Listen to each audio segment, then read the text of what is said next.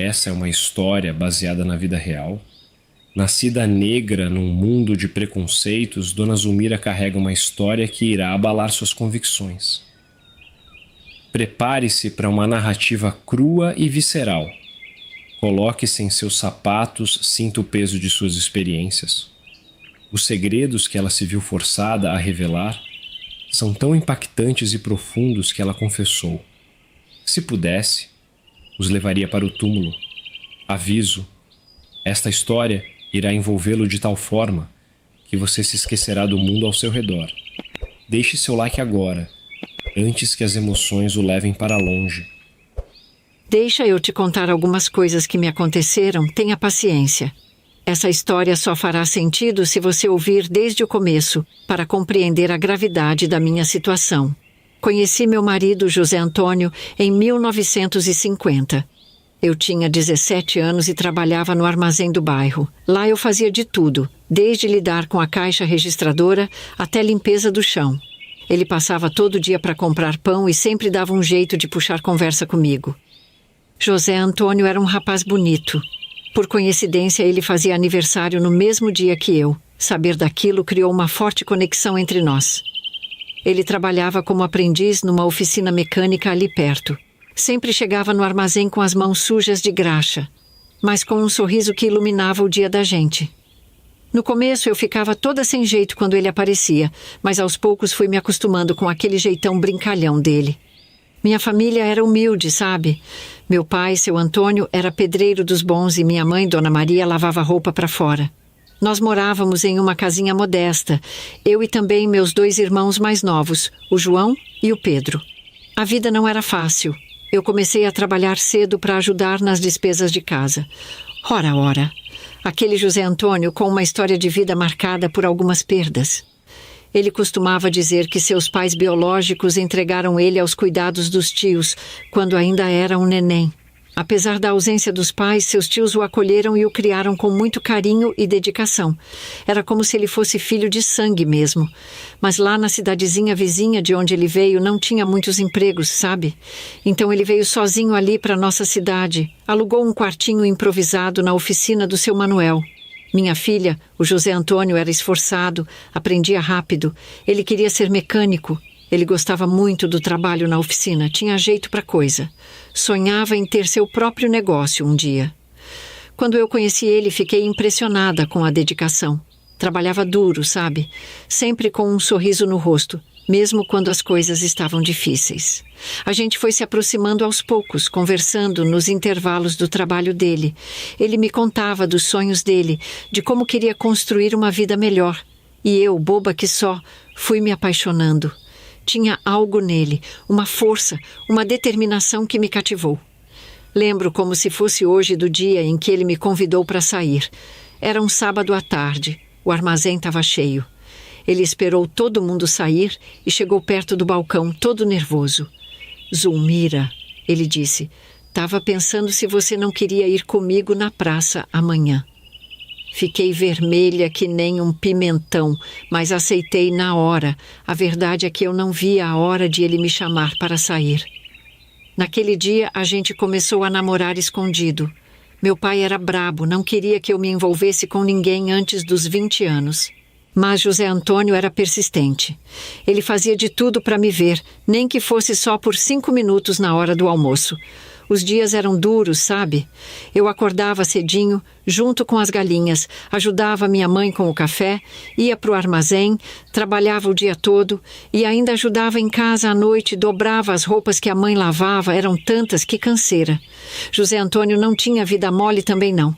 Trabalhava de sol a sol na oficina, às vezes até nos domingos. Mas a gente sempre dava um jeito de se ver, nem que fosse só para trocar olhares. Com o tempo, José Antônio foi ganhando a confiança do meu pai. Ele era trabalhador, respeitador e todo mundo no bairro gostava dele. Depois de um tempo se conhecendo, ele finalmente pediu permissão para o meu pai para a gente namorar oficialmente. Foi um dia de festa lá em casa. A vida não era fácil, mas a gente era feliz, sabe? Depois de 1 ano de namoro, José Antônio e eu decidimos nos casar. Foi uma cerimônia simples na igrejinha do bairro, com a presença da família e dos amigos mais próximos. Eu estava radiante no meu vestido branco simples, feito por mim e pela minha mãe. José Antônio, todo arrumado de gravata e tudo, parecia não caber em si de felicidade. Neste dia eu conheci o casal de tios dele, Dona Lídia, e seu Laerte. Eram muito queridos, estavam muito felizes por entregar seu amado sobrinho para uma família de bem.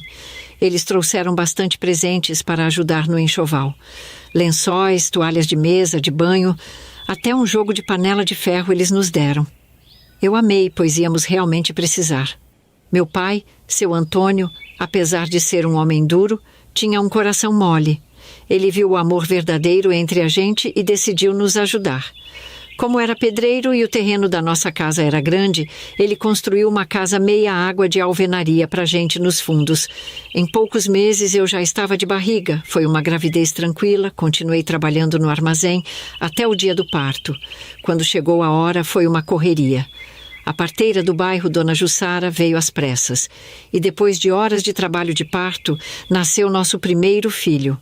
Mas a alegria logo se transformou em preocupação.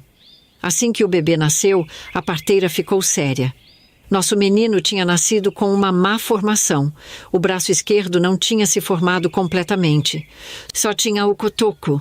Foi um choque para a gente. Mas, minha filha, o amor de mãe é realmente algo extraordinário. Quando segurei meu pequeno no colo pela primeira vez e olhei em seus olhinhos, todo o medo que sentia se transformou em uma forte determinação. Ele era nosso filho, nossa carne e sangue, e estávamos decididos a amá-lo e protegê-lo. Eu chorava toda hora, me perguntando se tinha feito algo errado durante a gravidez. Os vizinhos cochichavam. Alguns diziam que era castigo. Foi um período difícil, muito difícil mesmo. José Antônio demorou um pouco mais para aceitar, mas quando o fez, se tornou o pai mais dedicado que você pode imaginar.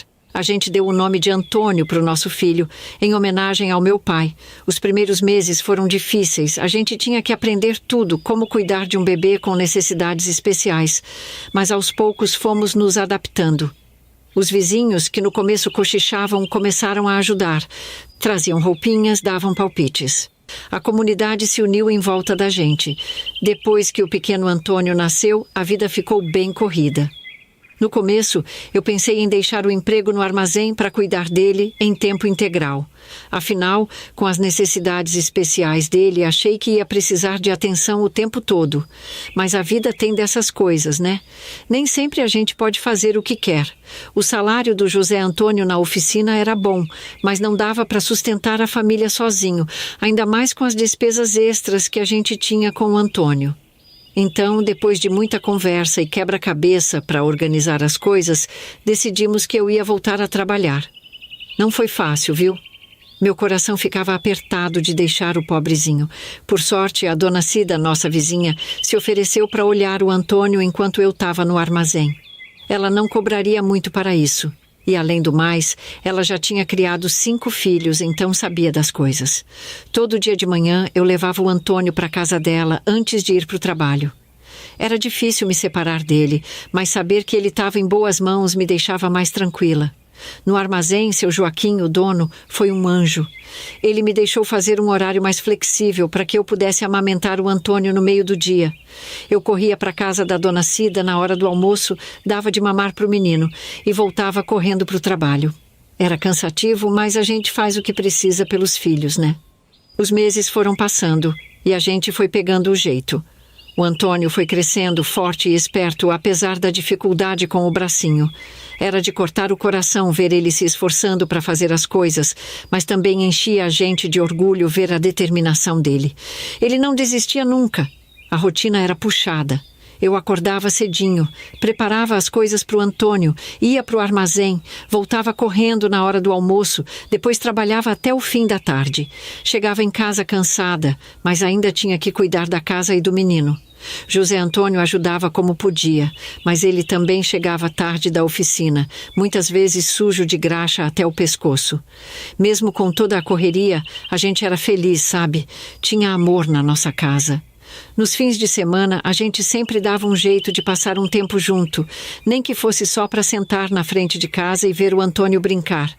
José Antônio fazia questão de levar o menino para ver os carros na oficina. E o pequeno ficava fascinado. Só que lá era um lugar perigoso para uma criança, então sempre com o olho bem aberto, sabe? Passou mais 1 ano e 2 meses, e eis que descobri que estava grávida novamente. Foi uma mistura de alegria e preocupação. Por um lado, a gente ficou feliz com a ideia de dar um irmãozinho ou irmãzinha para o Antônio. Por outro, veio aquele medo, sabe? A gente não podia evitar de pensar no que tinha acontecido da primeira vez. Dessa vez fui para o médico logo no início da gravidez. Ele era um doutor muito atencioso. Ouviu todas as nossas preocupações. Sugeriu que eu tomasse umas vitaminas especiais. Disse que podia ajudar o bebê a se formar direitinho. Agarrei essa chance com todas as forças. Tomava as vitaminas religiosamente. Não esquecia um dia sequer. Mesmo assim, a preocupação não saía da minha cabeça. Ficava pensando o que será que eu tinha feito de errado da primeira vez para o meu bebê nascer daquele jeito. Será que tinha sido alguma coisa que eu comi? Algum esforço que eu fiz? A culpa é uma coisa terrível, minha filha. Mas o médico sempre dizia que essas coisas às vezes acontecem, sem ter um motivo claro. Dessa vez eu me cuidei ao máximo. Não levantava peso, comia tudo certinho, descansava sempre que podia. José Antônio também estava super atencioso, não me deixava fazer nada pesado. Até o pequeno Antônio, com seus quase 2 aninhos, parecia entender que a mamãe precisava de cuidados especiais. Quando eu estava com uns 6 meses de gravidez, mais ou menos, decidi tirar uma licença do trabalho no armazém. Foi a melhor coisa que eu fiz, eu já estava tão cansada, sabe? Cuidar do Antônio, da casa, trabalhar, tudo isso com a barriga crescendo, era muita coisa. Seu Joaquim do armazém foi muito compreensivo. Os últimos meses da gravidez foram de muito repouso e cuidado. Passava boa parte do dia deitada com as pernas para cima. A mãe dizia que era bom para melhorar o inchaço das pernas e pés. O Antônio era o que dava mais trabalho. Ele era bem arteiro. Eu fazia pequenos trabalhos manuais para me distrair, sapatinhos, casaquinhos de lã, mantinha para o neném em crochê e tricô. José Antônio assumiu mais tarefas em casa, mesmo já estando cansado do trabalho na oficina. A ansiedade ia aumentando à medida que a data do parto se aproximava. A gente orava todas as noites implorando para Deus, pedindo para que dessa vez tudo corresse bem. O medo ainda estava lá, no fundo do coração, mas a gente tentava se manter positivo. Afinal, tínhamos feito tudo diferente dessa vez, né? Quando finalmente chegou a hora, foi uma mistura de medo e expectativa. O trabalho de parto começou de madrugada e eu estava bem tensa. O hospital era muito longe da gente. Então, José Antônio correu para chamar a dona Jussara, a mesma parteira que fez o parto do Antônio. Minha bolsa já tinha estourado há uns 40 minutos, quando ela chegou em casa, e a cabecinha do neném já estava saindo. Foi tudo muito rápido dessa vez. Dona Jussara agiu com a experiência de anos. Em poucos minutos ouvi o choro do bebê e meu coração quase parou. A parteira examinou o bebê com cuidado, limpou e depois de alguns momentos que pareceram uma eternidade, ela sorriu e disse: "É uma menina, Zulmira, e tá perfeita." Ah, que alívio, meu Deus! A gente chorou de tanta felicidade. Nossa filhinha tinha nascido com saúde, com todos os dedinhos das mãos e dos pés. Demos o nome de Maria, em homenagem à minha mãe. Ali, deitada na nossa cama, com José Antônio segurando minha mão e a neném no meu peito, senti que um novo ciclo da nossa vida estava começando. Nessa época, as coisas tinham mudado bastante pra gente, e pra melhor, viu? O José Antônio, meu Deus, como aquele homem tinha progredido. Ele estava trabalhando tanto e ganhando tão bem que quase era sócio do seu Miguel, dono da oficina. Sabe como é que foi? Os carros e caminhões que ele arrumava ficavam tão bons, mas tão bons que o serviço dele começou a ser recomendado para muita gente rica. Tinha gente que vinha de longe só para ele consertar o carro, acredita? E não é que o José Antônio teve uma ideia de ouro. Ele começou a ensinar mecânica para o meu pai, que era pedreiro. Dizia que assim, meu pai poderia ter uma profissão que pagava melhor. Todo fim de semana, lá estavam os dois, de cabeça enfiada num motor velho que José Antônio tinha trazido para casa. Meu pai, já de cabelo grisalho, aprendendo uma profissão nova. Era bonito de ver, sabe? Os dois ali, genro e sogro, unidos, planejando trabalhar juntos no futuro. Com o José Antônio ganhando bem assim, eu pude realizar um sonho. Larguei o trabalho no armazém e assumi o papel de dona de casa. Ah, minha filha, que alegria poder ficar em casa cuidando dos meus pequenos. O Antônio já estava com quase 5 anos, esperto que só ele, aprendendo a se virar com um bracinho só, de um jeito que dava gosto de ver. E a Maria, nossa princesinha, crescendo forte e saudável. Eu estava vivendo um sonho, sabe? Cuidava da casa, fazia comidinha fresquinha todo dia para o José Antônio levar para o trabalho de marmita. Dava atenção para os meus filhos, sempre proseava com a mãe e os irmãos. Às vezes eles iam na nossa casa, às vezes a gente ia na deles. Era ótimo morar no mesmo quintal. A Maria mamava no peito, ela já estava com 1 ano e 8 meses, uma mocinha já. Era nosso momentinho especial. Ela dormia que era uma beleza, depois do mamar.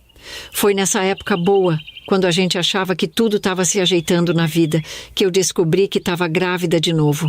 Fiquei sabendo quando a Maria tinha acabado de fazer 1 ano e 9 meses. No começo fiquei meio assustada, sabe? 3 filhos, meu Deus. Mas o José Antônio ficou todo bobo quando eu contei. Já fazendo planos, falando que agora a gente podia dar todo o conforto para essa criança. A gente estava feliz, achando que finalmente a sorte tinha virado para o nosso lado. Eu passava os dias cantarolando, arrumando a casa, pensando em como seria esse novo neném. José Antônio falava em expandir a oficina, quem sabe até abrir uma própria com meu pai como funcionário. Era um tempo de sonhos e esperanças para nossa família. Mas sabe como é? A vida às vezes prega umas peças. Quando tudo parece que está indo bem demais, vem alguma coisa para balançar a gente. Nessa gravidez eu me cuidei direitinho. Mesmo sem receita médica, tomei as mesmas vitaminas que tinha tomado quando estava esperando a Maria. Era um medo, sabe? Medo de ter outro filho com algum problema, que nem o Antônio. Eu rezava todo dia pedindo a Deus que esse bebê nascesse perfeito. Quando chegou a hora do parto, foi a parteira Jussara quem veio fazer o parto em casa, como das outras vezes. A gente estava cheio de esperança. Mas aí veio aquela surpresa que deixou todo mundo preocupado. Assim que o bebê nasceu, um menino, Dona Jussara percebeu que havia algo errado com a perninha direita dele. Disse que o pé estava virado para dentro, como se estivesse torcido, e essa perninha era mais curta também. Foi um baque, viu? A gente ficou desanimado.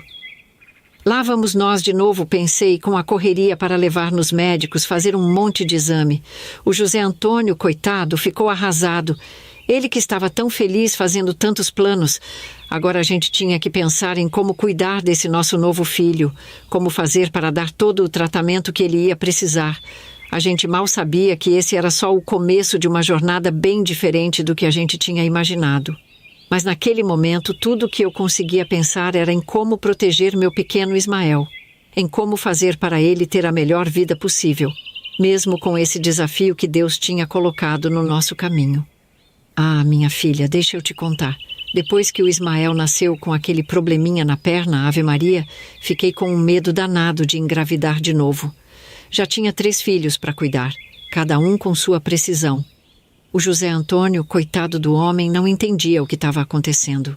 Ele me procurava à noite, chegava perto de mim na cama com aquele jeito carinhoso dele, passava a mão no meu cabelo. Ai, minha filha, naquele tempo eu pelejei, viu? Mas eu sempre dava um jeito de escapar. Era dor de cabeça, era Chico. Eu inventava cada desculpa, que Deus me perdoe. Às vezes eu ficava ali rezando baixinho para uma das crianças chorar. E quando acontecia, menina do céu, eu pulava da cama na mesma hora dizendo que precisava ver o que era.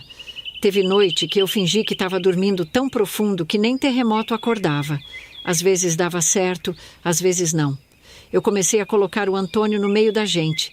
Dizia que ele não estava conseguindo dormir mais sozinho. Falava que era insegurança por causa do Ismael. Essa situação foi se arrastando por um tempo. O José Antônio tentava conversar comigo, perguntava se tinha algo errado, se ele tinha feito alguma coisa, se eu não o amava mais. Eu não sabia como explicar, tinha vergonha de falar sobre essas coisas. A gente mal sabia como os filhos vinham, quanto mais como evitar. O que antes era bom para nós dois, que me fazia feliz, vixe Maria, acabou sendo ruim, virando motivo de preocupação.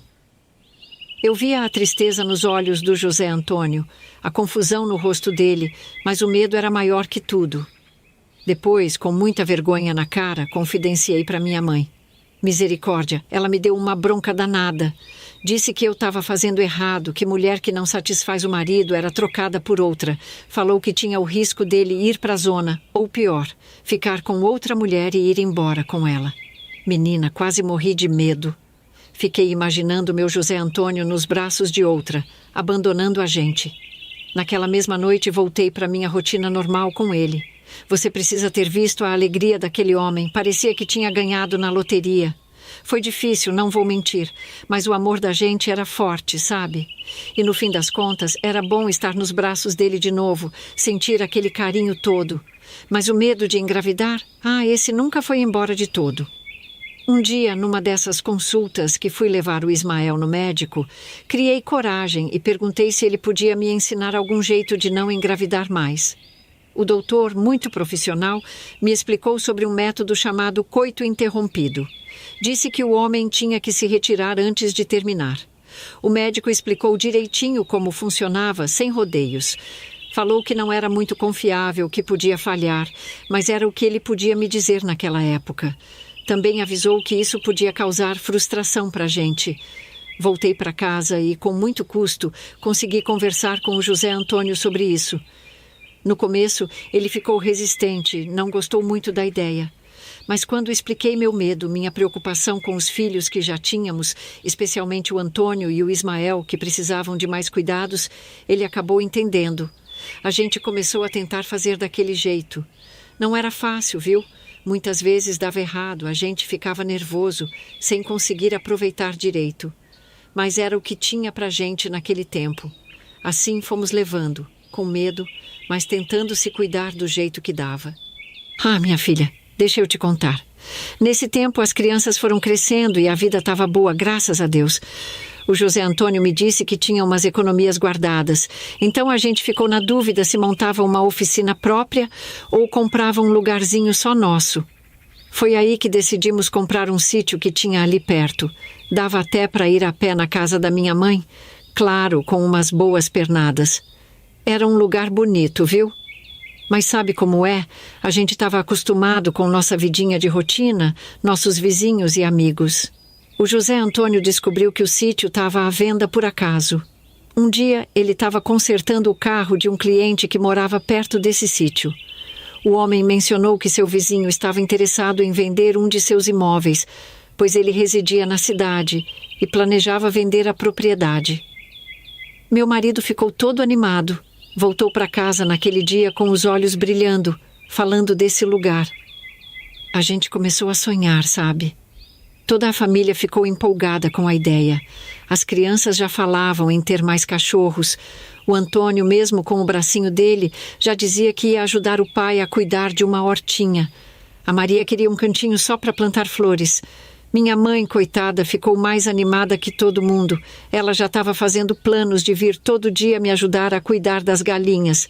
Dizia que ia plantar umas árvores frutíferas, que em poucos anos a gente ia ter pomar. O José Antônio já estava pensando em construir um galpãozinho nos fundos para montar uma pequena oficina. Ele sonhava em trabalhar por conta própria, atender os vizinhos do sítio. A gente fazia tanta conta, tanto plano. Já via as crianças crescendo naquele espaço, tendo uma vida melhor que a nossa. Eu mesma já estava pensando em fazer umas conservas, compotas de doces talvez. Quem sabe até vender para o armazém onde eu trabalhava antes. A gente sonhava, cada um teve um plano, sabe? Mal consegui dormir aquela noite. Bom, mas o que aconteceu foi bem diferente do que se passava na cabeça de qualquer um de nós. No dia que fomos ver o lugar, eu, o José Antônio e as crianças, a gente se arrumou todo, colocou a melhor roupa. Até água de cheiro eu borrifei na gente. Eu até fiz uns bolinhos de chuva para levar e oferecer para o dono do sítio, pensando que ia ser um dia de festa. Quando chegamos lá, nossos olhos brilhavam. O lugar era tão bonito, tinha umas árvores frondosas, um riachinho nos fundos. As crianças estavam pulando de alegria, querendo entrar logo para conhecer o quintal. A gente já estava se imaginando morando ali. Foi então que aconteceu, minha filha. Enfrentamos muito preconceito. O proprietário se recusou a vender aquele sítio para a gente só porque éramos uma família negra. Nos deixaram esperando horas debaixo do sol quente, para depois dizer na nossa cara que o lugar já estava vendido. Mas a gente sabia que era mentira, viu? A humilhação foi grande. O dono do sítio, um homem branco de cara fechada, saiu na varanda, nem se aproximou, apenas gritou para a gente não se aproximar mais. Disse que o lugar não estava à venda para gente como a gente. O homem olhava para a gente de cima a baixo e dizia: gente da sua laia não tem condição de comprar uma propriedade dessas. Depois chamou o cachorro para nos espantar, como se fôssemos bandidos. As crianças choraram, ficaram com medo. O José Antônio, coitado, com o rosto vermelho que nem um pimentão. Eu senti as lágrimas querendo sair, mas engoli o choro, não queria mostrar fraqueza na frente daquele homem. Pior foi quando fomos embora. Os vizinhos do sítio, que tinham ouvido a gritaria, ficaram nos olhando como se fôssemos bichos. Uma senhora até puxou o neto para dentro de casa quando passamos, como se a gente fosse fazer algum mal para a criança. Voltamos para nossa meia-água arrasados. O José Antônio ficou calado por dias, se sentindo menos homem por não poder dar um lugar melhor para a família. As crianças ficaram perguntando por que não podíamos ter uma casa grande como a do sítio. Era difícil explicar para eles, sabe? Essa experiência nos marcou fundo. A gente percebeu que, por mais que trabalhasse duro, por mais honesto que fosse, sempre ia ter gente nos olhando diferente só pela cor da nossa pele. Foi uma lição dura, uma ferida que demorou para sarar e que até hoje, quando lembro, ainda dói. Ah, minha filha, deixa eu te contar. A minha aprovação não acabava, não. Depois de tudo isso, passou mais ou menos uns 7 meses e lá fui eu com sintomas de gravidez de novo. Ave Maria, fiquei muito aflita. Todos nós ficamos, viu? Eu e o José Antônio, na nossa ignorância, achava que tinha descoberto o segredo para não engravidar mais. E nada. Tudo de novo. Foi passando o tempo, a barriga crescendo, com todos os cuidados que você já sabe. Quando chegou a hora do parto, a parteira, Dona Jussara, veio fazer o parto em casa, como das outras vezes. Mas aí, minha filha, foi que o baque veio. Assim que o menino nasceu, Dona Jussara ficou com uma cara estranha. Ela pegou as mãozinhas dele e examinou bem de perto. Foi aí que ela nos contou. O bebê tinha uma deformidade nas mãos. Os dedinhos eram unidos por umas membranas, sabe? Como se fosse pezinho de pato.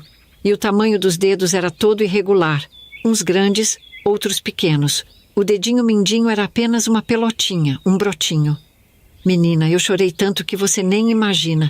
Que castigo era esse, meu Deus? Eu ficava pensando o que eu tinha feito de errado para merecer isso. Será que era porque eu tinha tentado evitar filho? Será que Deus estava me castigando? Minha cabeça ficava rodando com esses pensamentos. O José Antônio ficou mudo, coitado. Ele só olhava para o bebê com os olhos cheios d'água, sem saber o que dizer. A gente já tinha o Antônio com o problema no braço, o Ismael com a perninha torta e manca, e agora mais esse. Parecia que cada filho que vinha trazia um desafio novo. Me perguntava por que eles não nasceram igual a minha Maria. As outras crianças ficaram curiosas para ver o irmãozinho, mas quando viram as mãozinhas dele, ficaram assustadas. A Maria chegou a perguntar se ele ia conseguir brincar com eles. Aquilo partiu meu coração em 1000 pedaços. Naquela noite, depois que todo mundo foi dormir, eu fiquei acordada ninando o pequeno José. Olhava para aquelas mãozinhas dele e chorava baixinho. Orava pedindo força, pedindo sabedoria para criar mais esse filho especial.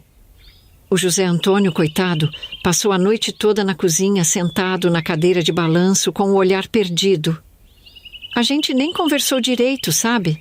Cada um estava mergulhado na sua própria tristeza e preocupação. Certo tempo depois, aconteceu algo, digamos, um tanto interessante que garanto vai te deixar de boca aberta. Era noite e, do nada, chegou uma senhora toda desesperada no nosso bairro. Ela ia de casa em casa, pedindo socorro bem alto. Eu vi o alvoroço e corri para ajudar. A senhora estava segurando no colo dela um neném todo embrulhadinho na manta. Ela procurava desesperadamente pela Dona Jussara, a parteira. Só que a Dona Jussara morava mais longe da minha casa, quase do outro lado do bairro. Essa senhora dizia aos prantos que a netinha dela estava à beira da morte, que ninguém sabia o que era. A neném chorava sem parar, um choro tão sofrido que partia o coração.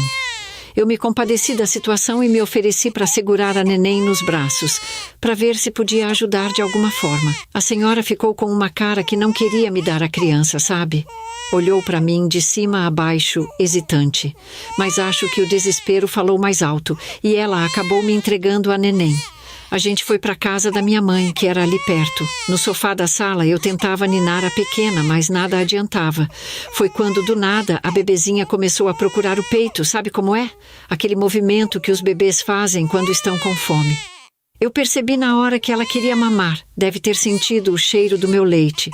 Olhei para a senhora e perguntei se podia dar de mamar para ela, só para ver se era isso que ela queria. A senhora, ainda nervosa, disse que eu podia fazer o que fosse para salvar sua neta. Minha filha, quando eu tirei o peito para fora, aquela recém-nascida pegou valendo. Sugou tão forte que até me assustei. Ela mamava feito doida, quase se afogando no leite. A coitadinha só tinha fome, imagina só. Fiquei pensando que provavelmente a nora da senhora, que ela dizia ser a mãe da neném, não tinha leite suficiente ou algo parecido. Foi o que me passou pela cabeça naquela hora. Depois que a netinha dela se fartou de leite, caiu num sono profundo, toda satisfeita. Foi aí que a senhora nos contou que sua nora estava quase morrendo em casa. Ela tinha vindo procurar ajuda não só para bebê, mas para a mãe também. Eu não podia ficar parada, né? Deixei as crianças com meu pai e meus irmãos que estavam por ali, e eu, o José Antônio e minha mãe, fomos com a senhora. Entramos no carro dela, era um carro chique, desses que a gente não via muito por ali, e seguimos para a casa deles. Quando chegamos, minha filha, era uma casa de rico mesmo, daquelas grandes com jardim na frente e tudo mais. A gente ficou meio sem jeito de entrar, mas a situação era de emergência. Lá dentro, encontramos a nora da senhora deitada numa cama enorme, pálida como um fantasma. Tinha umas empregadas em volta, todas nervosas, sem saber o que fazer. José Antônio voltou com o motorista deles e o marido da moça para ir buscar a parteira Jussara. Enquanto eu e minha mãe fomos ver como a moça estava, ela gemia muito, estava muito febril, suando. Eu senti muita dó. Era uma cena que eu nunca vou esquecer. Ali estava eu, uma mulher simples, numa casa de gente rica, tentando ajudar uma moça que provavelmente nunca tinha passado necessidade na vida. Mas naquela hora, éramos só duas mães, uma precisando de ajuda e a outra querendo ajudar. Quando me aproximei da moça na cama, logo percebi o que estava acontecendo. O seio dela estava duro igual pedra, inchado e vermelho. Na hora, reconheci o problema. Era mastite. Já tinha visto isso antes com outras mulheres do bairro e até eu mesma já tinha passado por isso. A mastite é uma inflamação no seio que acontece quando o leite fica parado lá dentro, sabe? Geralmente ocorre quando a mãe não consegue amamentar direito ou quando o bebê não suga o suficiente para esvaziar o peito. É uma dor terrível, parece que o peito vai explodir e ainda vem com febre alta que deixa a gente prostrada. Toquei de leve no seio dela e ela gemeu de dor. Coitada, devia estar sofrendo há horas. Virei para a sogra dela e perguntei: faz quanto tempo que ela está assim? E por que não chamaram um médico? A senhora, ainda nervosa, respondeu que tinha começado na noite anterior. Não tinham chamado o médico porque achavam que ia passar sozinho. Balancei a cabeça pensando como a falta de informação podia causar tanto sofrimento. Olhei para minha mãe, que já tinha entendido a situação, e ela foi logo pedindo umas toalhas limpas. Dona, eu disse para a senhora, sua nora está com mastite. É uma inflamação no seio por causa do leite parado. Precisamos tirar esse leite para ela melhorar. A senhora ficou me olhando meio desconfiada no começo, mas depois assentiu.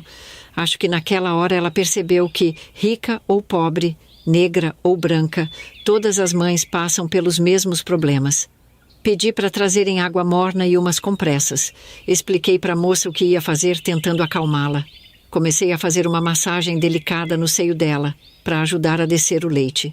Era dolorido para ela, coitada, mas necessário.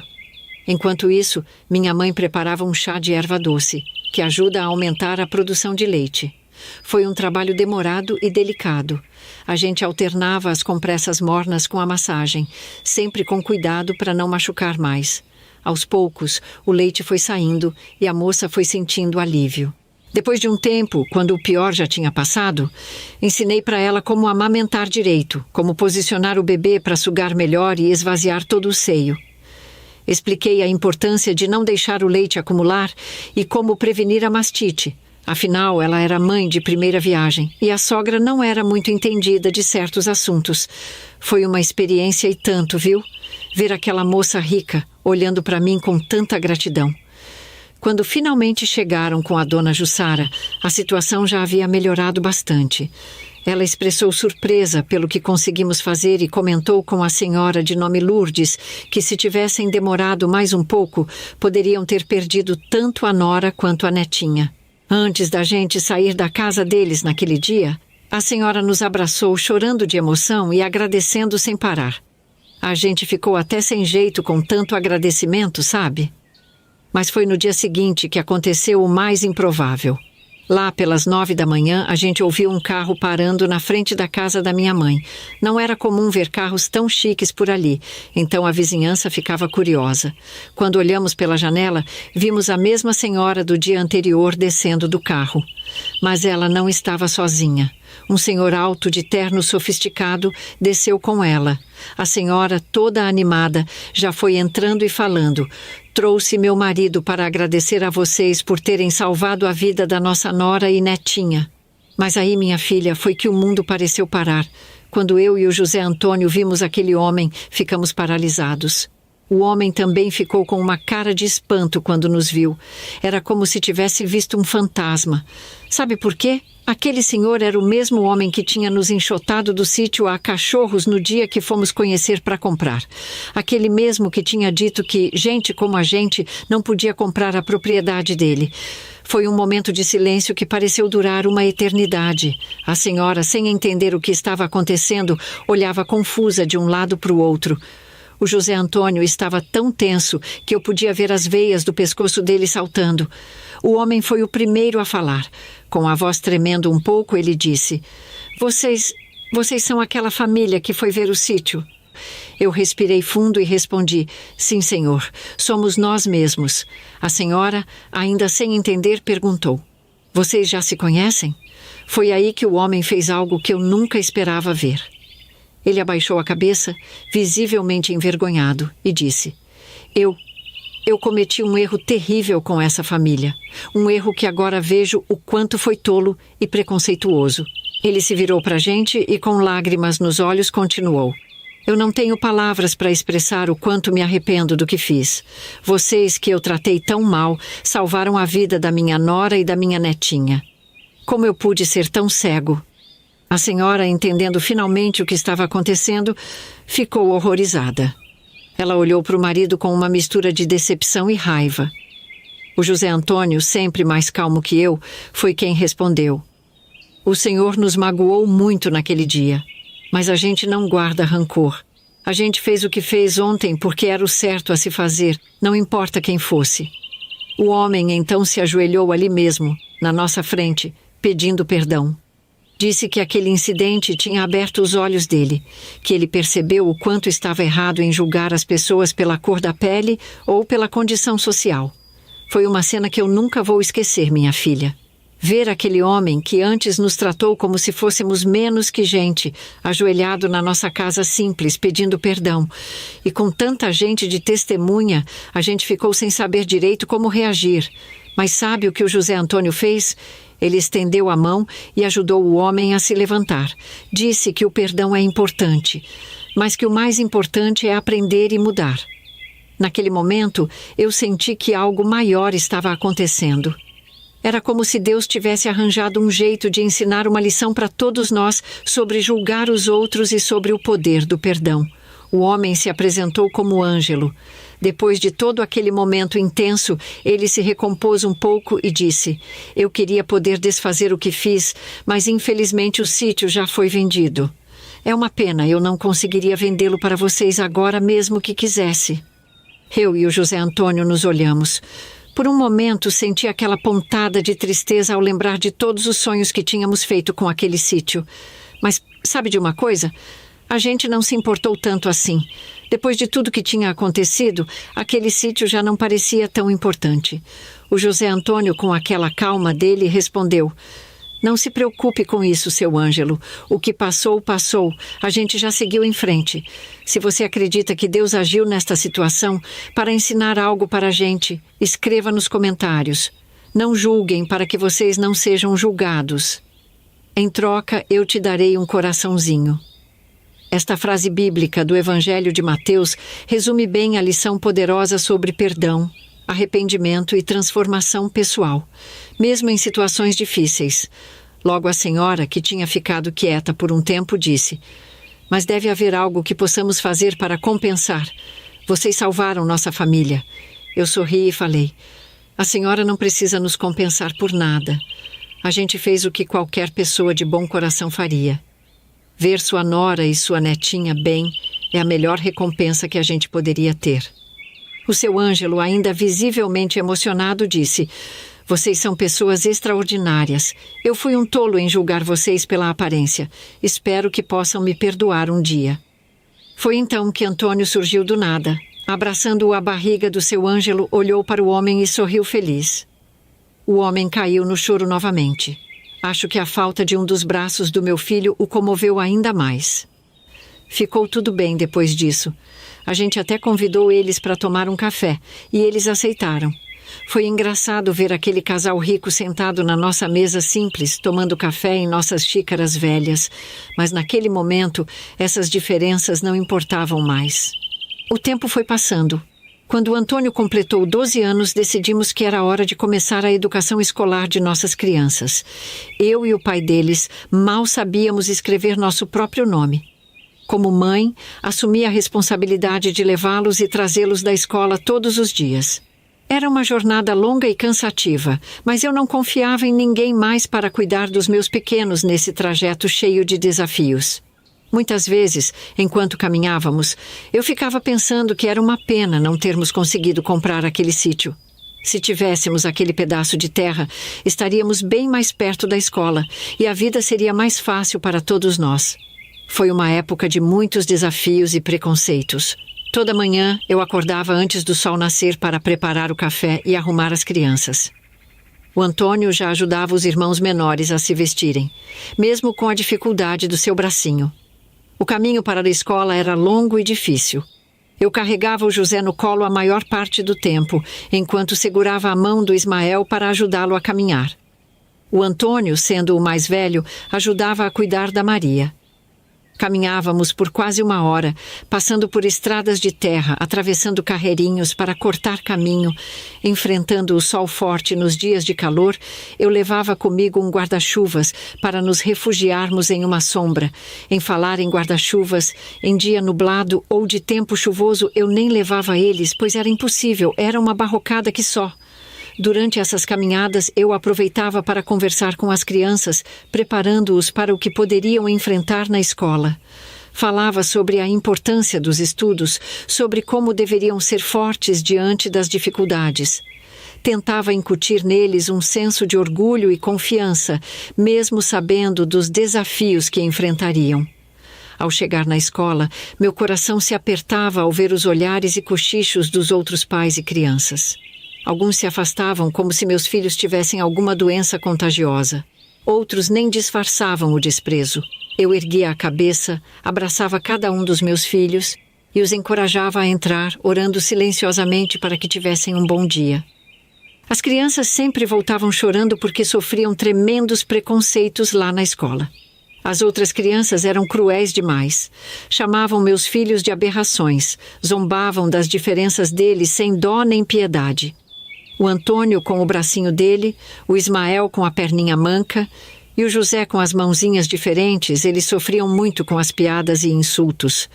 Até a Maria, que não tinha nenhuma deficiência, não escapava da crueldade dos colegas. Falavam do cabelo dela, diziam que parecia palha de aço. Coitadinha, ela chegava em casa aos prantos, me perguntando por que Deus fez eles assim. Aquilo partia meu coração em 1000 pedaços. Eu sofria muito de preocupação. Tinha dias que eu não sabia se estava fazendo a coisa certa em continuar mandando eles para a escola. Ver meus filhos sofrendo daquele jeito me deixava arrasada, mas ao mesmo tempo eles estavam aprendendo a ler e escrever e isso me dava força para continuar mandando eles. Eu me esforçava para preparar eles para serem fortes. Dizia sempre: meus filhos, não se importem com a conversa dessas outras crianças. Foquem nos estudos, mostrem para todo mundo que vocês são capazes. Mas não era fácil, não. Era dia bom, dia ruim. Mas sabe de uma coisa? Apesar de tudo, eles foram ficando mais fortes. Começaram a aprender a se defender, a não ligar tanto para o que os outros falavam. Ver eles progredindo nos estudos, aprendendo a ler e escrever, me dava esperança. Foi aí que tive uma ideia e combinei com o José Antônio. A gente ia pedir para as crianças nos ensinarem tudo o que aprendiam na escola, à noite. Nossa, você não imagina como isso deu um ânimo para as crianças. De repente, eles se esforçavam mais e mais na escola, ansiosos para chegar em casa e ensinar a gente. Claro que no começo foi uma confusão, uma brigaiada. Imagina? Todo mundo querendo falar ao mesmo tempo. Mas a gente logo se organizou. Cada dia era a vez de um deles ser o professor. O Antônio, com aquele jeitinho responsável dele, explicava as lições com uma paciência de gente grande. A Maria adorava ensinar as historinhas que aprendia, fazendo vozes diferentes para os personagens. O Ismael, tímido que só ele, foi ganhando confiança ao nos mostrar como resolver os problemas de matemática. E o José, mesmo com as mãozinhas dele, se esforçava para nos ensinar a escrever as letras. As continhas, por incrível que pareça, eu pegava rápido. Dos tempos que trabalhava no armazém, eu sabia fazer de cabeça. Meu problema mesmo era com as letras. Já o José Antônio tinha mais facilidade com a leitura. Com os números ele ia bem também, por causa dos seus negócios na oficina. Foi lindo de ver como isso mudou nossa família. As crianças chegavam da escola animadas, orgulhosas por terem algo novo para nos ensinar. A gente sentava todos juntos depois do jantar. Às vezes até esquecia da hora de dormir, tão entretidos que ficávamos com as lições. Em 1 ou 2 anos, acredita? Eu e o José Antônio já sabíamos ler e escrever tudinho, graças aos nossos filhos abençoados. Foi um tempo de muito aprendizado para todos nós. A gente cresceu junto, sabe? Aquelas noites de estudo em família são lembranças que guardo com muito carinho. O tempo foi passando, minha filha, e as crianças foram crescendo. Nossa casinha, há tempos, estava apertada.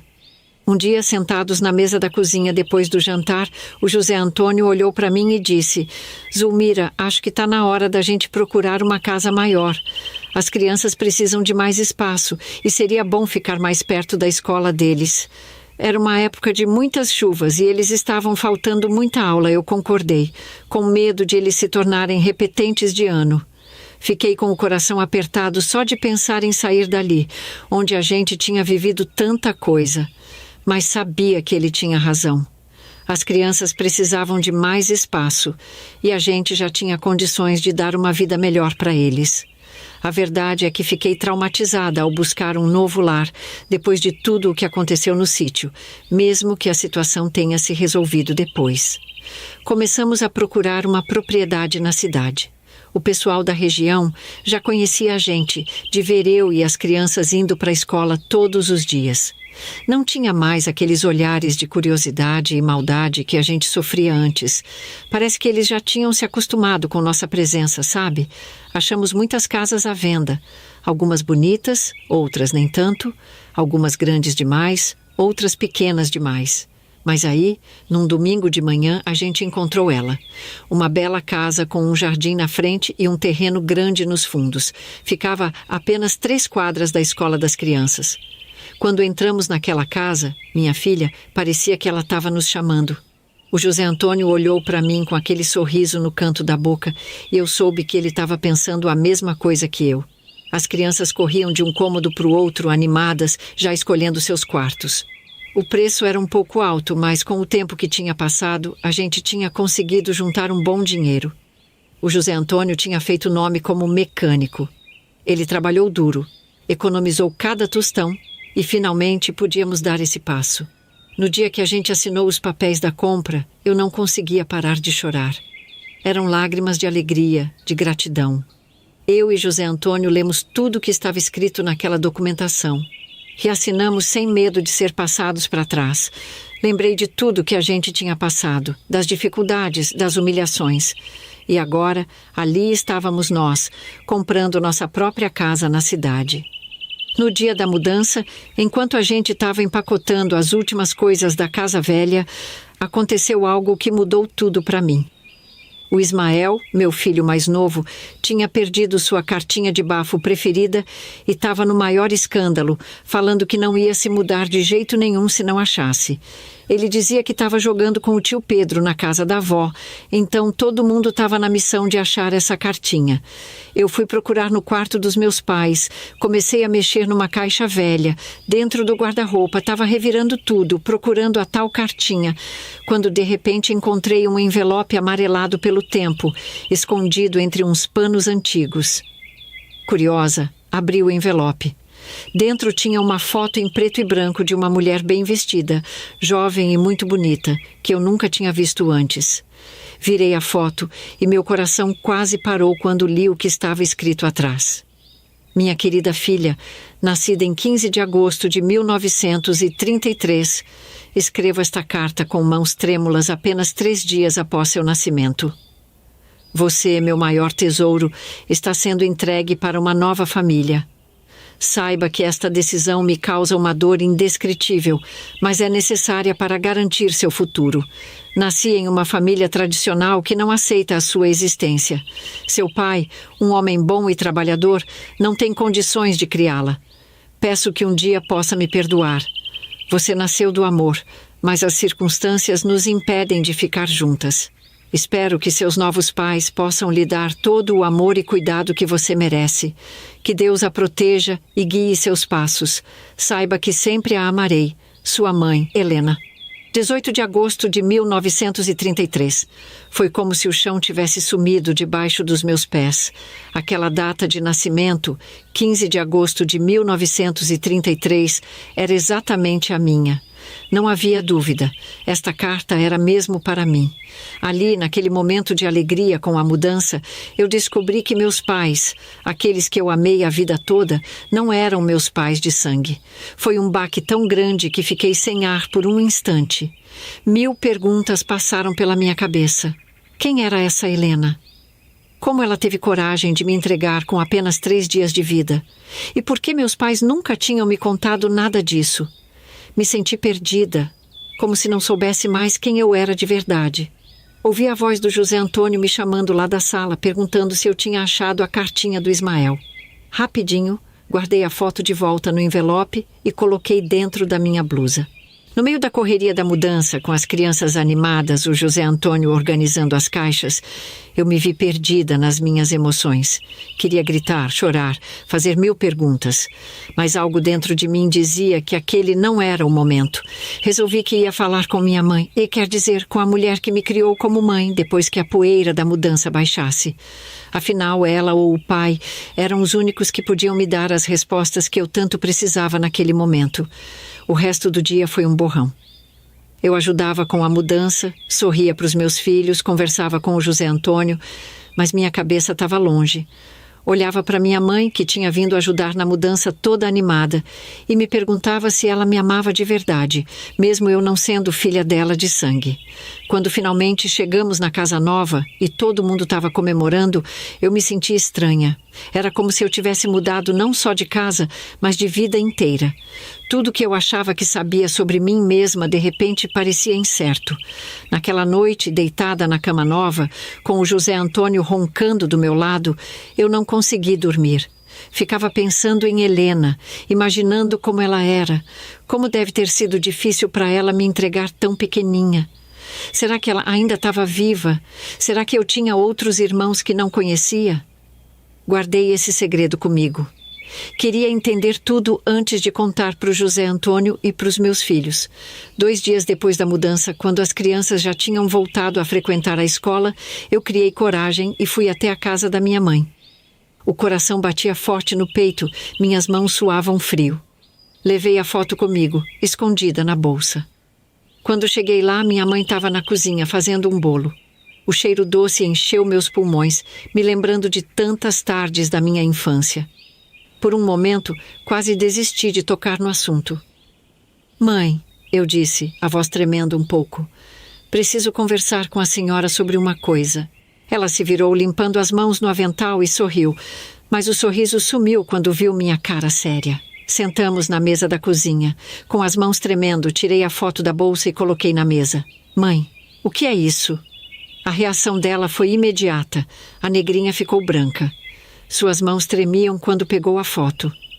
Onde você achou isso? Andou mexendo nas minhas coisas, é? Ela perguntou, a voz quase um sussurro. Na mudança, mãe. Aquela hora que a gente estava procurando a cartinha do Ismael estava escondida numa caixa velha. Fiz uma pausa, reunindo coragem. Mas onde encontrei não é importante. Mãe, quem é essa mulher? É minha mãe verdadeira. O silêncio que se seguiu pareceu durar uma eternidade. Vi lágrimas gordas se formando nos olhos dela. Algo que eu raramente tinha visto na vida. Finalmente ela falou. Eu ia te contar, minha filha. Juro que ia, mas nunca encontrei o momento certo. As palavras saíram dela como uma torrente depois disso.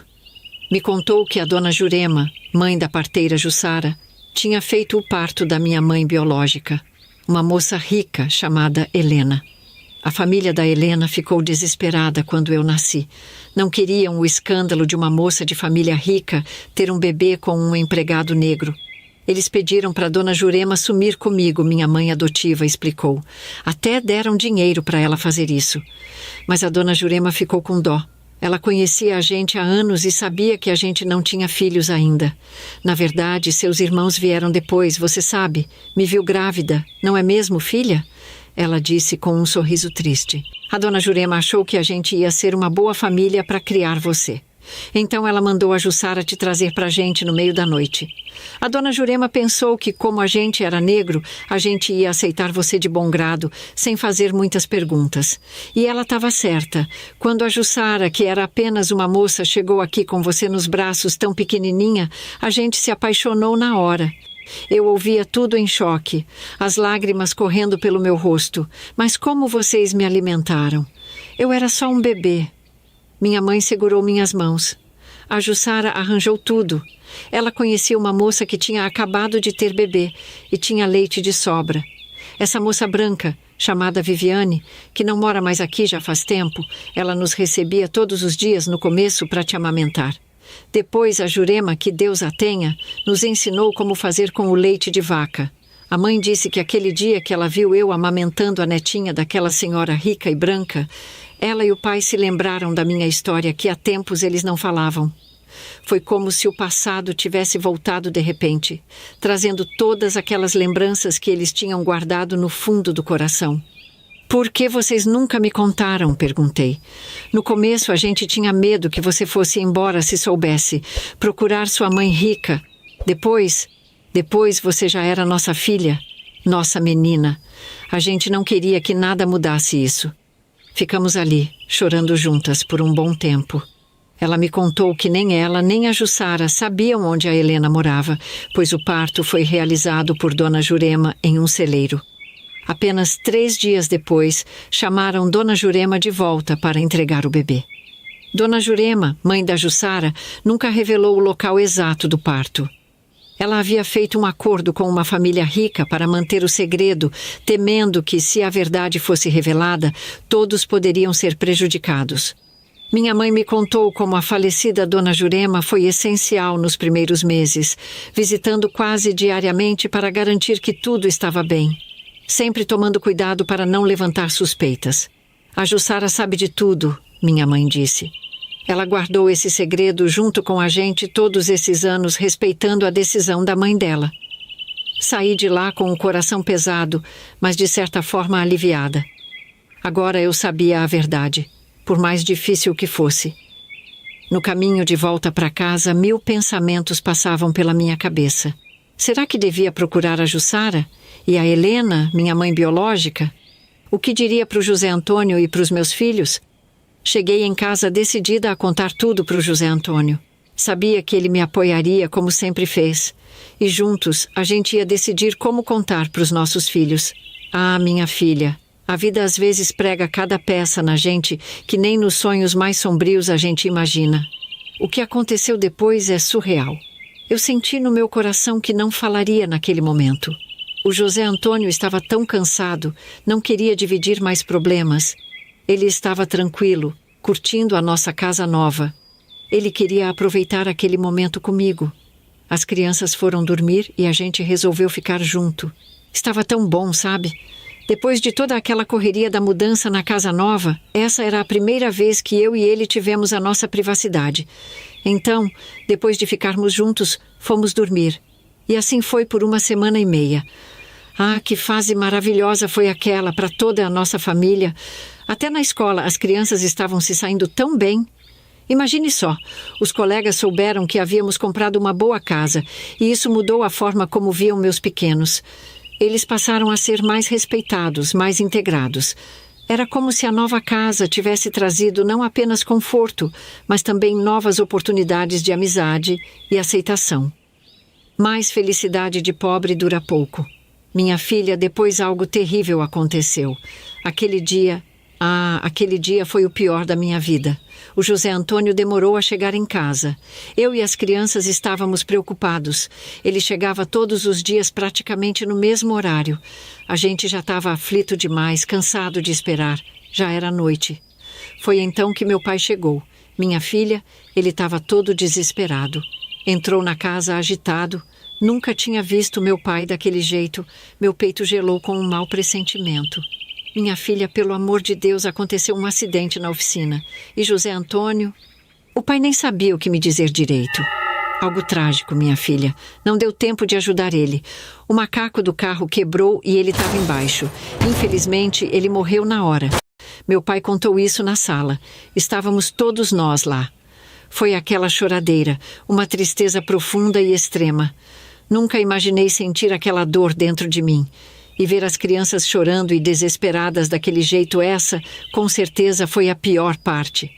Naquela hora, parecia que o mundo tinha acabado. O José Antônio, meu marido, o pai dos meus filhos, tinha partido assim, de repente e da pior forma possível. Eu não sabia o que fazer.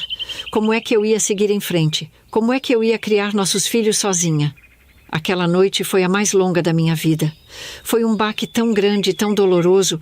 A gente nunca está preparado para uma coisa dessas. Mas ali, naquela noite, com meus filhos chorando nos meus braços, eu sabia que ia ter que ser forte.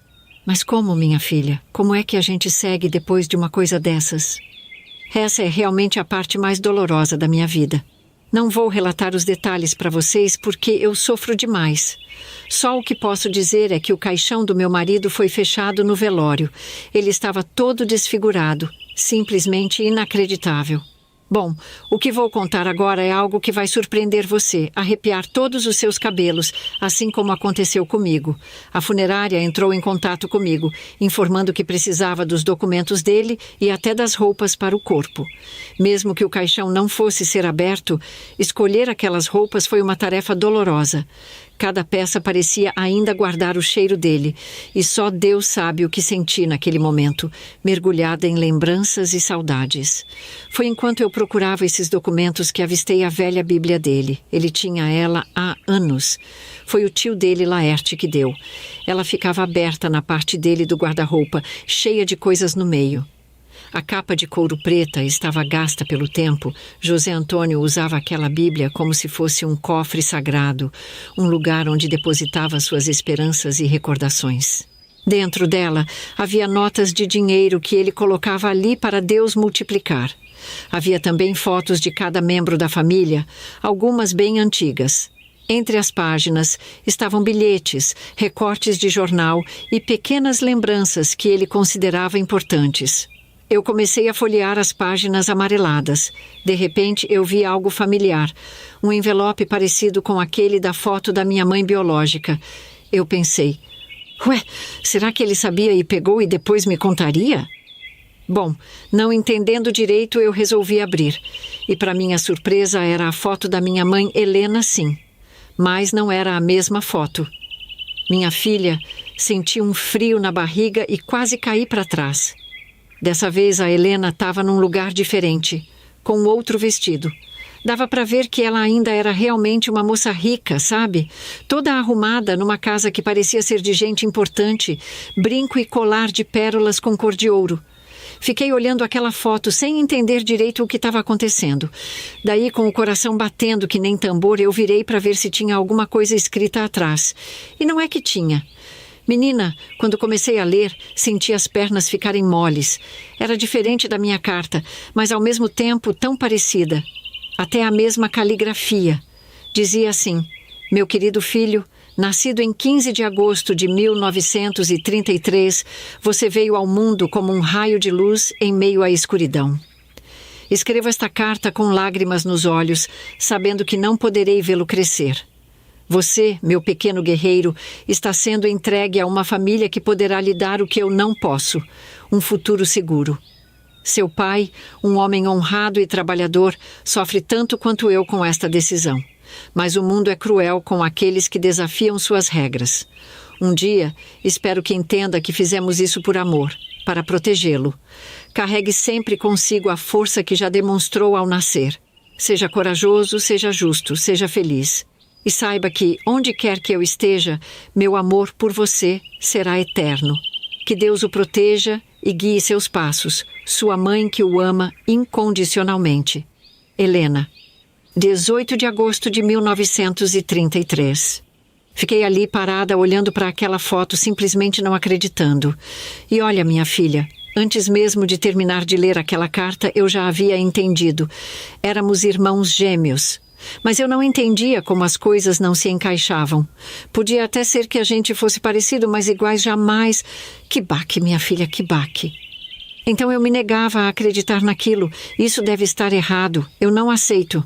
Comecei a pensar sobre tudo que sabia de José Antônio, que foi criado pelos tios, porque seus pais rejeitaram ele. Ele não tinha outros parentes que eu soubesse. Como é que a gente podia ser irmãos e não saber? Como é que a gente foi parar em famílias diferentes? E por que, meu Deus, por que a gente foi se encontrar e se casar sem saber de nada disso? Com tantos homens neste vasto mundo, o que eu vi no meu próprio irmão? Aquilo me corroía por dentro, a culpa bateu forte em mim. Era muita coisa para processar, sabe? Naquela hora, minha filha, eu só queria chorar. Chorar de confusão, de raiva, de tristeza. Era como se o chão tivesse sumido debaixo dos meus pés. Minha querida, por fim veio o pensamento mais doloroso de todos. Nossos filhos... Ah, meu Deus, nossos filhos. Foi como se um raio tivesse me atingido. De repente, tudo fazia um terrível sentido. As deformidades deles, aquelas coisas que os médicos nunca conseguiram explicar direito. Estava tudo ali, escancarado na minha frente. Senti um aperto no peito que quase não me deixava respirar. Que judiação, pensei. O que Deus foi permitir? Por que a gente? Por que nossos filhos tinham que sofrer por causa de um segredo que nem a gente sabia que existia? Fiquei pensando em cada momento difícil que a gente passou com as crianças, cada olhar torto que a gente teve que aguentar na rua por causa de pessoas ignorantes e preconceituosas. Logo eu fui interrompida pela minha mãe, que chegou rapidamente na minha casa. Ela estava chorando muito e me abraçou forte para me confortar. Por um momento, eu tinha me esquecido da grande perda que tinha acabado de sofrer. A dor voltou com tudo. A mãe logo viu a foto na cama, mas acho que ela pensou que fosse a minha, porque ela não disse nada. Eu acabei não falando nada também. Guardei aquela dor só para mim, o segredo de que eu era irmã gêmea do meu marido. Foi difícil, sabe? Ter aquele segredo pesando no peito, junto com toda a dor da perda do José Antônio. Eu olhava para as crianças e pensava em tudo que eu tinha descoberto. Pela manhã, eu e eles nos despedimos de José Antônio, e agora nunca mais em nossas vidas a gente olharia para ele. Tivemos que aguardar um dia para os tios de José Antônio chegarem da cidade onde moravam. Olha, para te falar a verdade, eu nem sei quem avisou eles, pois eu não estava com cabeça para nada. Eles pediram para não enterrar o sobrinho sem eles se despedirem. Quando a dona Lídia e seu Laerte chegaram, foi uma tristeza só. Eles conheceram as crianças no velório. Abraçaram cada sobrinho com tanto carinho. E tristeza, sabe? Era a primeira vez que estavam vendo os meninos. Até então só me conheciam, pois vieram no dia do nosso casamento. Que crueldade, conhecer os sobrinhos em circunstâncias tão difíceis. A dona Lídia lamentava profundamente, dizendo: coitadinho do meu José Antônio, tão jovem, apenas 39 anos. Acabou de comprar uma casa boa para a família, depois de tanto trabalho, agora que ia aproveitar a vida. Não é justo, meu Deus do céu, partir desse jeito tão trágico e repentino. Eu não me conformo. Suas palavras eram carregadas de dor e incredulidade, refletindo a tristeza que sentia pela perda precoce do sobrinho, que na verdade era um filho. Ela expressava sua revolta, dizendo que não queria mais saber de Deus, pois acreditava que ele não deveria ter permitido uma tragédia dessas. A dor de Dona Lídia era tão intensa que abalava sua fé, deixando-a sem respostas para seu sofrimento. O seu Laerte, percebendo o desespero da esposa, a abraçava com ternura e dizia: calma, não fala bobagem. Tentava confortá-la, mesmo que ele próprio estivesse arrasado. Quando tudo acabou, eles foram lá para casa para posar. Eu, como quem não quer nada, acabei perguntando quando tive a oportunidade. Estávamos só nós três, e eu queria saber sobre aquela foto. Eu disse: José Antônio me mostrou a foto da mãe biológica dele faz pouco tempo. Então eles me disseram: sim, minha filha, nunca escondemos dele sua origem. Ele sabia que a Helena e seu pai, por seus motivos, não puderam ficar com ele. Eu perguntei quem deixou ele lá. A dona Lídia me contou. Foi a dona Jurema, que Deus a tenha. Ela era amiga de infância da gente. Ela e sua família moravam ali na nossa cidade. Depois que ela se casou com o finado seu João, ela veio morar aqui na sua cidade. Então eu pensei que a dona Jurema, esperta que só ela, levou o José Antônio para bem longe. Provavelmente ela fez isso para que a gente nunca tivesse chance de se encontrar. Então eles continuaram a conversa. A dona Lídia comentou como sempre ficavam sabendo das notícias da família através das cartas que José Antônio enviava mensalmente. A cada novidade, eles se emocionavam profundamente. Ela prosseguiu, relembrando a época em que a caligrafia das cartas mudou. José Antônio havia explicado que agora era ele mesmo quem escrevia, pois tinha aprendido com os filhos. Nossa, quando ela falou aquilo, me deu uma nostalgia danada. Que saudades daquela época. A gente era tão feliz. A tia acrescentou que foi lindo para eles acompanharem o crescimento e a evolução de José Antônio na cidade.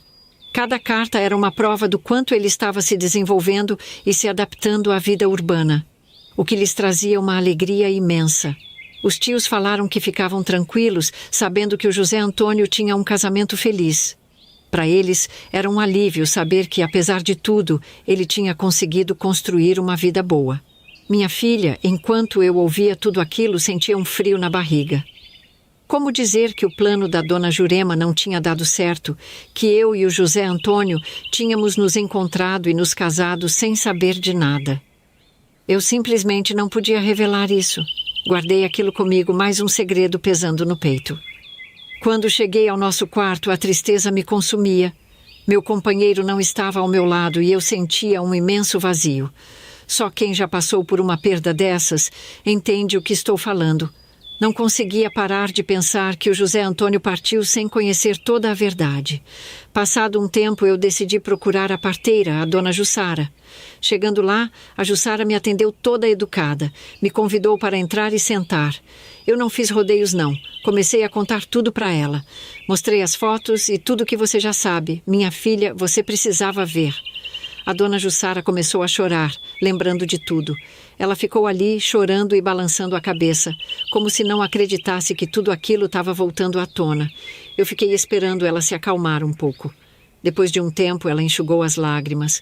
Os olhos dela estavam cheios de tristeza, sabe? Como se ela estivesse carregando um peso enorme todos esses anos. Eu sempre temi o dia que isso ia acontecer, ela disse, a voz tremendo. Nessa hora, meu coração disparou. O que será que a dona Jussara sabia? Foi então que ela começou. Disse que não sabia que éramos irmãos, nem imaginava isso. Ela falou que só ia contar a verdade porque a mãe dela tinha falecido. Começou contando que naquele dia, a mãe dela apareceu na casa delas com 2 recém-nascidos. Um bebê ela deu na mão da dona Jussara e confiou nela que levaria na casa do casal que não conseguia ter filhos. Mandou o bebê junto com o envelope. E a mãe dela foi embora com a outra criança. A dona Jussara disse que nem sabia se era menino ou menina, mas agora ela acreditava ser o José Antônio. Eu estava chocada ouvindo tudo aquilo. Ela continuou dizendo que sua mãe foi viajar para a cidade vizinha onde ela nasceu e voltou somente no outro dia à tarde, sem o bebê. Isso era tudo que a dona Jussara sabia. Eu saí de lá com mais perguntas do que respostas, sabe? Eu me via em uma encruzilhada, estava numa dúvida danada se contava ou não para minha mãe. Para dona Jussara eu tinha pedido segredo e pelo que eu conhecia dela, sabia que ela ia guardar bem guardado as 7 chaves. Se eu quisesse, esse assunto ia morrer junto com meu marido. Como minha avó já dizia, na dúvida é melhor não fazer. E foi isso mesmo que eu decidi. Nunca contei para ninguém. Os anos foram passando. As crianças já estavam grandes, adultos. O Antônio casou, achou uma moça boa que gostou dele do jeito que ele era. Quando meus netos nasceram, vieram todos perfeitinhos. Eu orei tanto, dia e noite, agradeci muito. A Maria se esforçou nos estudos e virou professora do primário. Trabalhava na mesma escola onde eles estudaram. Todo mundo se orgulhava dela. Uma mulher negra batalhadora que conseguiu se formar. Nessa época, ela ainda não tinha casado. O Ismael virou funcionário na oficina do avô Antônio. Ele queria seguir os passos do pai, sabe? Estava noivo já. E o José, o caçulinha, estava terminando a faculdade de engenharia. Eu nunca mais casei. Tinha alguns homens na época que me cortejavam, mas eu nunca quis saber de ninguém, já tive problemas demais na minha vida. Fiquei com a casa que meu marido deixou pra gente e uma pensãozinha que eu recebia. Não precisava trabalhar, mas eu não aguentava ficar parada. Fazia crochê, uns tapetes bem bonitos e vendia para quem encomendava. Foi nessa época da minha vida, quando eu acreditava que tudo estava estabelecido e que não haveria mais surpresas, que algo inacreditável aconteceu. Um evento tão inesperado e impactante que abalou todos na nossa família. Lembro como se fosse hoje.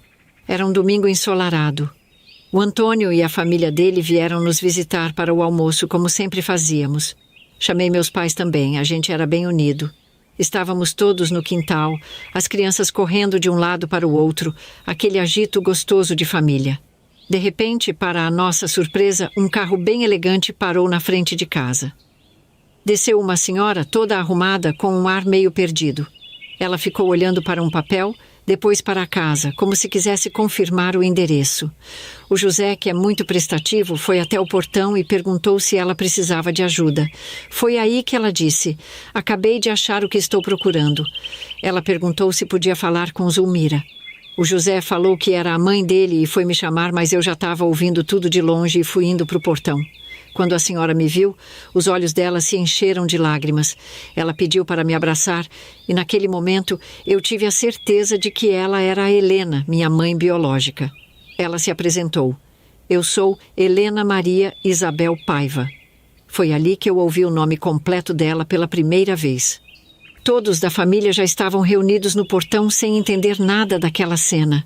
Imagina, uma senhora branca emocionada em ver a mãe. Acho que foi isso que eles pensaram. Só meus pais sabiam a verdade sobre nosso passado. Foi um momento muito confuso. Apesar da minha curiosidade em conhecê-la, eu não queria que fosse assim. Afinal, ninguém sabia de nada. Sem contar o José Antônio como meu gêmeo, a casa caiu para mim naquela hora. Mas o que eu podia fazer? A única coisa era recolher a senhora para dentro. Ah, minha filha, se você soubesse, a vida tem dessas coisas que só Deus sabe explicar. Estávamos todos sentados na sala e eu com o coração na mão, apertado. A dona Helena, coitada, com as mãos trêmulas, começou a contar do passado dela. Olha, Zulmira, eu me apaixonei pelo Jucemar, sabe? O jardineiro lá da mansão, ela disse. E o olhar dela parecia viajar para bem longe, para aquele tempo em que tudo era mais complicado. Naquela época, minha filha, essas coisas não se perdoavam fácil, não. Romance com empregado e ainda mais um negro, isso era escândalo na certa. E o pior, Acabei ficando grávida com apenas 16 anos. O Jusemar estava com 19 anos. Eu já sentia um nó na garganta, um presságio de dor que se confirmava a cada palavra. Eu sabia que o que ela tinha para contar não era pouca coisa, sabe? A dona Helena continuou. Quando meus pais descobriram, minha filha, foi um Deus nos acuda, um escândalo daqueles. Meu pai, sempre tão rígido e preocupado com as aparências, não suportou a ideia e a raiva tomou conta dele. Bateu muito no Jusemar, dava socos e chutes nele, o coitado mal conseguia se defender. Ele gritava, acusando o pobre de golpe. Eu tentava protegê-lo, mas minha mãe, totalmente submissa ao meu pai, me segurava, para não acabar apanhando junto. Ela chorava e me implorava para que eu pedisse perdão. Mas como pedir perdão por amar? Meu pai era um homem poderoso na cidade, um político influente. A reputação da família estava em jogo e nada mais importava. A solução que encontraram foi a mais cruel: tirar meu filho de mim assim que nascesse. Fui trancada em casa como uma prisioneira em sua própria vida. Os dias se arrastavam, longos e solitários. A cada noite, embrulhava-me em meus lençóis e chorava até não ter mais lágrimas. A saudade de Jusemar era uma ferida aberta em meu peito, uma dor que nunca cicatrizaria. E a culpa, essa me consumia por dentro. Como pude permitir que isso acontecesse? As palavras dela me deixaram gelada. Todos estavam com os olhos arregalados. Só quem não estava ali era a esposa do Antônio Amaralini, que viu que as crianças iriam atrapalhar a conversa. Então ela levou eles para brincar lá fora. Mas eu via a cabecinha dela na janela, toda curiosa, ouvindo o que podia. E Dona Helena, o que mais aconteceu? Eu perguntei ansiosa, com o coração já disparado. Ela continuou. Eu me lembro como se fosse ontem. O parto adiantou. Então minha mãe, ela contratou uma parteira. Jamais me levaria a um hospital. E a gente teve que ir lá para o celeiro das proximidades. Meu pai estava em uma viagem de negócios. Eu sentindo as dores do parto, quando de repente vi o Jusemar de longe. Eu achei que estava vendo coisas, de tão fraca que estava. Mas não, era ele mesmo. Ele teve coragem de vir mesmo. Chegou todo decidido, corajoso, dizendo: eu quero ver o parto do meu filho. Minha mãe quase caiu para trás. E do jeito dela começou a brigar com ele. Brigou um monte, viu? Mas eu estava tão zonza com a cabeça rodando de dor que nem sei direito o que eles falaram. Só lembro da parteira me mandando respirar e fazer força. Vai, respira, respira. Agora. E minha mãe e o Jusemar, que estavam discutindo, pararam tudo e vieram para o meu lado. Cada um de um lado, segurando firme as minhas mãos. E foi aí, minha filha, que o bebê nasceu. Um menino. Forte, saudável e negro, igual o pai. Quando Dona Helena falou isso, todo mundo lá em casa ficou sem reação, até minha mãe e meu pai. Um menino? Nada mais estava fazendo sentido. Minha filha, a Dona Helena não parou por aí não. Ela respirou fundo e continuou. Minha mãe fez uma coisa que eu nunca vou esquecer. Ela pegou aquele menino no colo e me entregou. E eu, toda emocionada, abracei o bebê com todo o amor do mundo. Jusemar, meu Deus do céu, ele estava com um sorriso de orelha a orelha. Parecia que tudo tinha se ajeitado naquele momento. Mas a coisa não tinha acabado ali. De repente, as dores começaram de novo. A parteira olhou para mim e falou: tem mais um bebê. Eu não acreditava. E, novamente, nasceu uma menina negra também, mas tão magrinha, tadinha. E essa menina era você, Zulmira. Minha filha, você tinha que ver a cara da família naquela hora. Parecia que tinham visto um fantasma. Foi aí que o Antônio, coitado, nem conseguindo segurar a curiosidade, olhou para a vó Maria e perguntou: é verdade, vó? O que essa senhora está contando? E a minha mãe Maria confirmou: é verdade, meu neto. Depois eu explico melhor, mas agora deixa a Dona Helena terminar de contar a história. A casa inteira ficou em silêncio. Todo mundo com os olhos em Dona Helena, esperando mais. Era muita informação para processar. Minha filha, e agora que eu vou te contar, o coração aperta só de lembrar. A Dona Helena continuou. O Jusemar, já sabendo que meu pai não estava por perto, ajoelhou ali no chão, aos pés da minha mãe, e começou a implorar. Ele dizia que me amava, que ia cuidar de mim e dos bebês. Falou que tinha juntado umas economias, que a gente podia fugir, começar uma vida nova.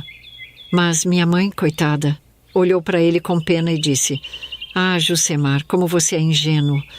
Essas economias devem ser uma mixaria. Como você pretende manter minha filha bem? E além disso, o meu marido nunca aceitaria isso. Ele ia mandar caçar vocês dois até o fim do mundo." Mas o Jusemar não desistia. Falou tanto, que acabou convencendo minha mãe a nos ajudar. Acredita que ela, no desespero de proteger a gente, tirou o colar que ela tanto gostava, os brincos, os anéis e até a aliança de ouro do casamento? E disse pra gente sumir, desaparecer dali, que um dia, se Deus quisesse, ela ia nos achar. Aí ela me beijou na testa e, com o coração partido, nos mandou embora. O próprio motorista da minha mãe nos levou até uma pensão que o Jusemar tinha conseguido alugar. Era simples, mas era o que tínhamos. Sabíamos que não podíamos ficar ali muito tempo. Tínhamos que sair dali o quanto antes. Dona Helena parou por um momento e eu podia ver nos olhos dela o peso de cada uma dessas palavras. Era uma tristeza que parecia carregar décadas de dor. "Ah, minha filha, essa parte é de cortar o coração." Ela começou a chorar muito quando começou a contar esta parte. No dia seguinte, o Jusemar, todo esperançoso, foi até a rodoviária comprar as passagens. A gente ia para bem longe, longe de tudo e de todos. Mudamos de pensão para não levantar suspeita, mas 3 dias depois, quando estávamos prontos para ir embora de vez, apareceu uns homens estranhos. Eles pegaram eu e os bebês e nos colocaram num carro, e o Jusemar, coitado, foi levado em outro. Me levaram de volta para o celeiro onde tudo tinha começado. E lá estava minha mãe. Ah, filha, se você visse a tristeza naquele rosto. Estava toda machucada, com o rosto roxo. Ela mal conseguia olhar para mim e, com a voz tremendo, disse: "Seu pai não me perdoou. Ele descobriu tudo e a parteira está aqui porque vai ter que levar os bebês embora. Se você não deixá-los ir, ele vai mandar matar os 2. Ele é um homem cruel, Helena. Não tem coração." Eu só conseguia chorar. Abracei meus filhos com toda a força que tinha. Eu sabia que ia ser a última vez que os veria. Tinha ali comigo uma bolsa com algumas fraldinhas e roupinhas que uma senhora boa lá da pensão tinha me dado. E junto, umas fotos que o Jusemar pegou de casa para ele ter uma recordação minha. Foi então que eu implorei: "Deixa eu escrever um bilhete para os meus bebês." Minha mãe olhou para a parteira e ela, com um olhar triste, deixou. Eu procurei na bolsa e achei uma caneta velha. E ali, com a mão tremendo, escrevi umas poucas palavras. Uma esperança, sabe? De que um dia meus filhos me perdoassem. A parteira pegou os bebês, mas antes de ir, ela me olhou e disse que só estava fazendo aquilo porque meu pai tinha ameaçado a família dela. Ela também sofria, filha. E assim, eles foram embora. E eu fiquei ali, desolada, sem meus filhos e sem o amor da minha vida. "Ah, filha, tem dor maior que essa?" Helena continuou, com a voz embargada pela dor. Foi então que, quando cheguei em casa, meu pai estava furioso. Ele me pegou de surpresa, me deu uns tapas na cara e me jogou no chão. Gritava: "Tá satisfeita? Por sua causa eu posso nem me eleger. Coloquei aquele safado na cadeia. Se depender de mim, ele vai apodrecer lá. Ele roubou as joias da sua mãe." Claro que ele sabia que não era verdade, mas parecia que gritava aquilo para si mesmo, tentando se convencer. Eu tentei falar. Eu disse que o Jusemar era mais honesto que ele, mas eu não devia ter falado. "Ah, filha, ele bateu tanto em mim e na minha mãe. Ela só queria me defender." A gente ficou vários dias se recuperando das agressões. Meu pai não teve piedade. Foi então que ele tomou uma decisão cruel. Comprou uma passagem de avião e me matriculou em uma escola em Boston, nos Estados Unidos. Disse que eu nunca mais iria atrapalhar a vida dele. E assim eu fui, sem poder dizer adeus a ninguém, sem saber o que aconteceria. Era uma época tão desgostosa, filha. Eu desejei, do fundo do meu coração, que meu pai sumisse deste mundo, que tudo fosse diferente. Helena parou de falar e olhou para baixo, pegando seu lenço da bolsa. Eu senti muito dó dela, então fui abraçá-la. Mas ela queria falar mais.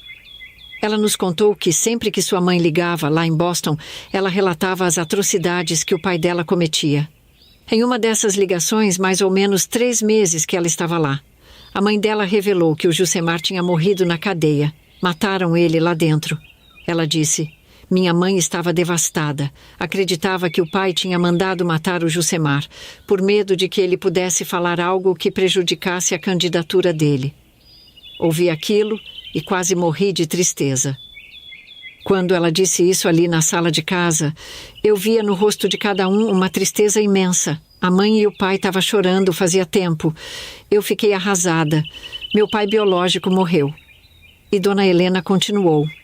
Então eu fiquei lá por anos, mesmo depois de ter me formado, sem coragem de voltar para casa, nunca mais queria ver meu pai. O pobre Jusemar envolveu-se comigo e acabou se tornando vítima de uma tragédia. Foi acusado injustamente de roubo e depois morto na cadeia. Não consegui aceitar tudo isso. Então eu fiquei lá no exterior por 42 anos. Acabei me casando, tive 3 filhos e um deles é um casal de gêmeos também. E agora só voltei porque meu pai também foi morto. A investigação ainda está em andamento e não se sabe o motivo exato da morte dele. Trouxe meus filhos comigo e meu marido ficou por lá por causa do trabalho. Ele é um homem muito bom e conhece toda a minha história. Então contratei um detetive. Ele chegou até você, Zulmira. Eu mal podia esperar para te conhecer, minha filha. A verdade que carrego comigo é pesada, mas peço que me perdoe. Ela falou tudo isso me olhando com os olhos cheios de lágrimas e um semblante de cansaço profundo. A sala estava em silêncio, todos absorvendo a magnitude da revelação. O tempo parecia ter parado e o choque ainda estava fresco em nossas cabeças. A história de Helena, com todos os seus altos e baixos, finalmente se entrelaçava com a minha. E agora precisávamos enfrentar juntas o que eu iria revelar. Ismael perguntou com uma expressão de curiosidade sobre o gêmeo, o menino, e Dona Helena respondeu que o detetive tinha uma pista, indicando que ele morava na cidade vizinha. Ela estava esperançosa de que em breve descobrisse o paradeiro dele. Meu coração gelou ao ouvir isso. Percebi que estava encurralada e precisava falar a verdade. Levantei-me e disse que voltaria logo. Quando retornei, entreguei a Dona Helena as 2 fotos que eu tinha. Quando ela viu a foto, quase desmaiou de tanto chorar, dizendo com lágrimas nos olhos sobre como aquilo era possível. A minha mãe e meu pai estavam em choque, sem palavras. Dona Helena, ainda chorando, me perguntou se eu conhecia meu irmão gêmeo. Foi quando eu disse que ele era meu marido.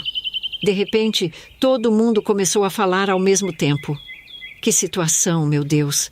Dona Helena sentiu tanto calor que pediu um copo d'água.